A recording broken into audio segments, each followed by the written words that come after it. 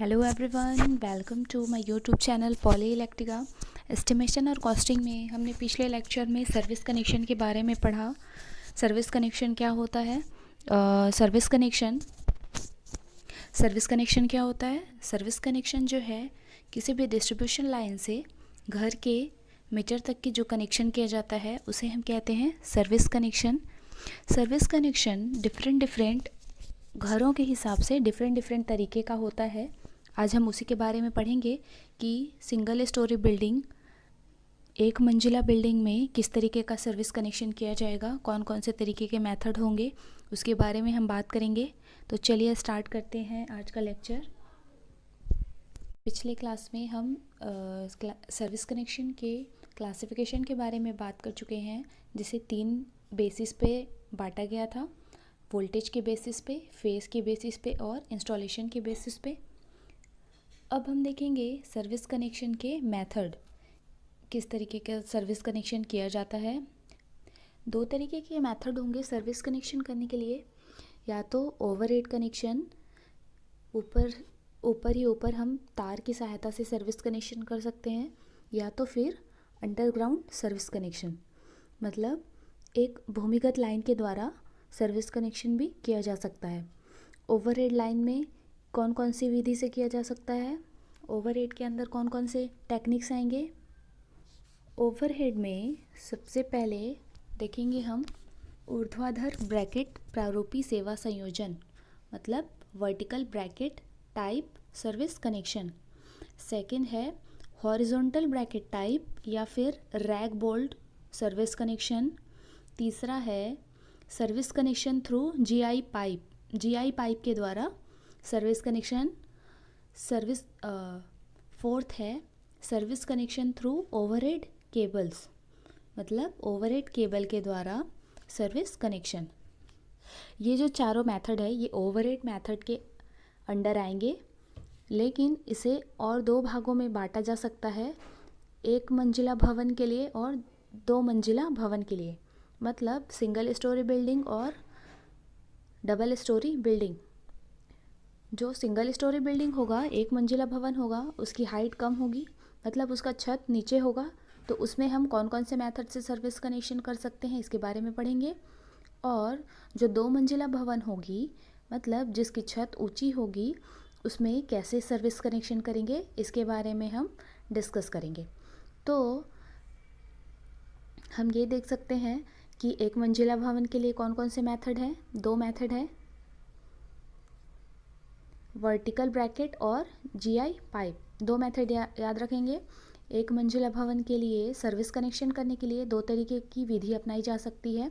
पहला तो है ऊर्ध्वाधर ब्रैकेट द्वारा, मतलब वर्टिकल ब्रैकेट, और सेकंड है जीआई पाइप, जस्तीकृत लौह पाइप। तो ये हो गए हमारे 2 मेथड सिंगल स्टोरी बिल्डिंग के लिए। एक एक करके हम इसको डिस्कस करेंगे। और उसी तरीके से ही 2 स्टोरी बिल्डिंग के लिए 2 तरीके का मेथड होगा: बाई हॉरिजॉन्टल ब्रैकेट, मतलब क्षैतिज ब्रैकेट के द्वारा। दूसरा है rag bolt, by rag bolt. ये 2 मेथड इसमें हो गए सर्विस कनेक्शन करने के लिए। दूरस्थ उपभोक्ता का सेवा संयोजन, ऐसा सर्विस कनेक्शन जिसमें हमें डिस्ट्रीब्यूशन लाइन से जो कस्टमर का घर है वो काफ़ी डिस्टेंस पर है, दूर में है, तो उसे ओवरहेड केबल्स के द्वारा ही सर्विस कनेक्शन देंगे।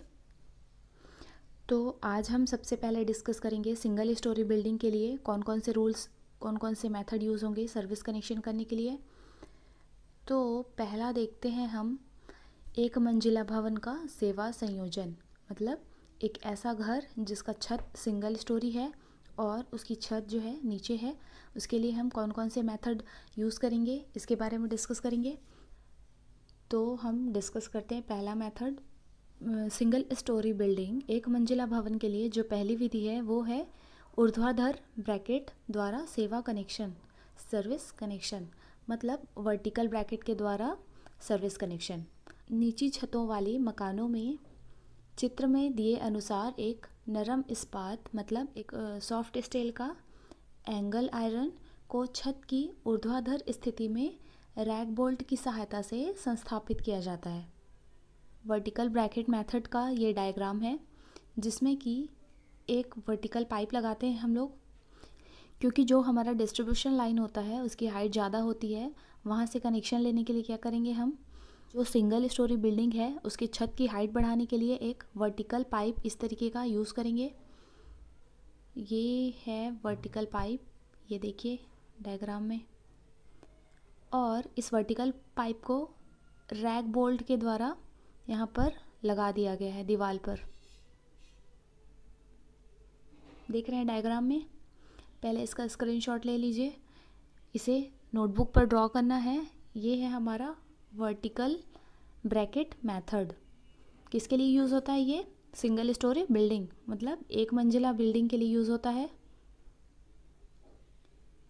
आगे क्या कहता है इसमें, सेवा संयोजन के तारों के विरुद्ध तनाव को साधने के लिए एक स्टे तार का उपयोग किया जाता है।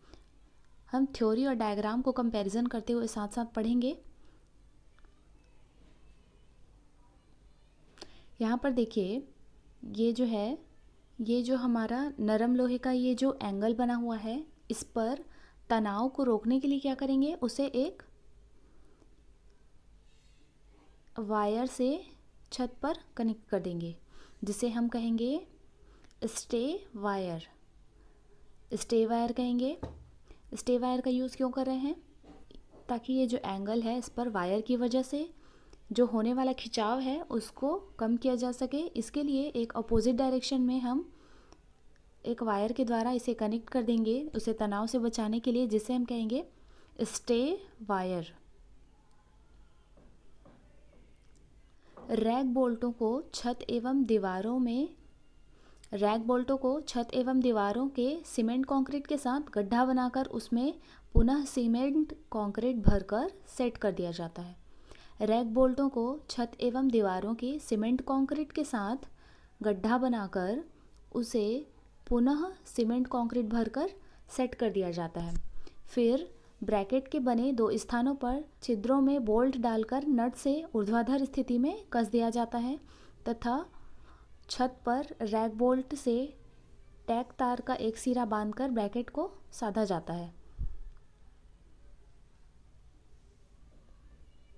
यहाँ पर आप देख रहे हैं रैक बोल्ट कहाँ लगा है, ये वॉल पर लगा हुआ है।